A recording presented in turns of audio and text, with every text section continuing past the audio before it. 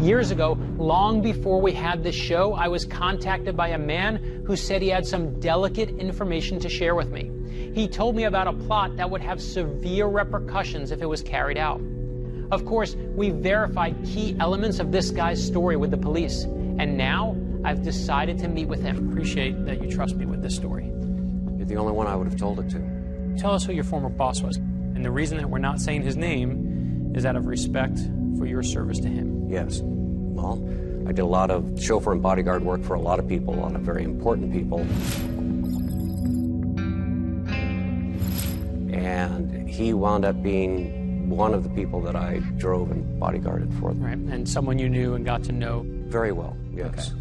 I realized he wasn't your average, everyday, big businessman. There was more to it. And I could tell by the way people came and talked to him, very deferential. You told me that he went and met with the U.S. president. Yes, he did. Okay, you go to meet with the U.S. president, you get to be somebody.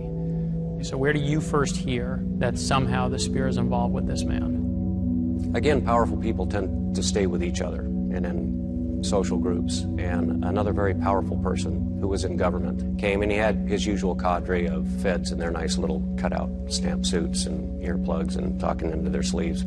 It was one of those security people who met me for drinks. He just started talking, and he started asking me just basic questions that I had the feeling he already knew the answers to about myself. And then eventually he said, so have you ever heard of the Spear of Destiny? No, wait, now we have to stop here, right? So, hey, how you doing? By the way, you ever hear of the Spear of Destiny? He drops that. Pretty much, okay, yeah. So what do you say at that moment? And I say, yeah, I know about it. So he said, well, what do you think about your boss and the Spear? Why would I think anything? So now you're thinking about your boss and the Spear of Destiny, and what does he say? He says, well, what would you think if I told you that he was the one who stole it from Hitler? Now, your boss Yeah. stole the Spear of Destiny from Adolf Hitler. Yeah. That's what he drops you in the bar. Yeah. The best bar story of all time. When he said it, I just put my drink down and looked at him because I thought he was crazy. And what did he say that made you think he wasn't crazy? He started to tell me a story. I'd love to hear that story. You know that's what we're here to do. Let's tell the story. Well, he says, my boss was part of a group. They call themselves, what I was told was the B'nai HaNephilim, the sons of the fallen, disciples of Lucifer. And just so that you understand, they believe that the God of the Bible is evil. And they believe that Lucifer is good.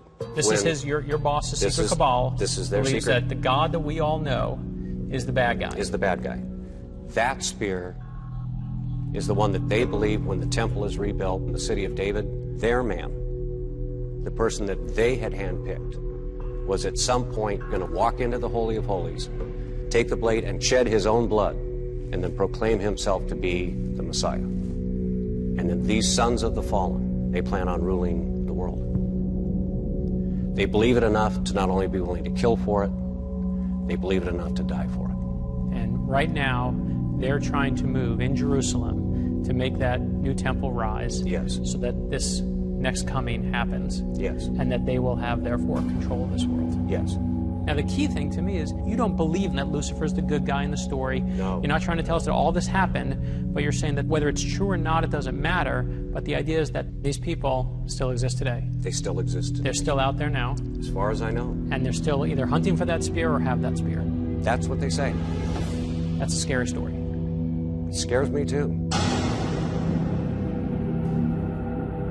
The Spear of Destiny. This is a fantastic story. I didn't even know. I've never heard of the Spear of Destiny. Yeah, this is why we're friends. This is one of my favorites in the whole book. Yeah. So this is the spear that supposedly pierces Christ's side while he's on the cross. The most famous spear in all of history now. And what's interesting to me is they say that it has been passed down through history. This spear went to Constantine, went to Otto I, Napoleon, and that all these great rulers, over 20 different rulers, had power because they had the power of the spear. This is like the Ark of the Covenant in a way. This is Indiana Jones. Well, not only that, that's where they got the idea for the Indiana Jones movie.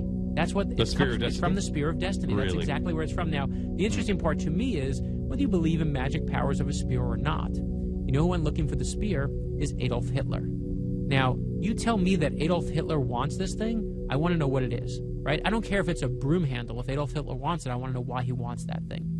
And the Vatican right now insist that they have the original spear. They say it's buried under the Vatican with a piece of the first cross, with the true cross. And there's a... How do you mean buried? It's in St. Peter's Basilica underneath.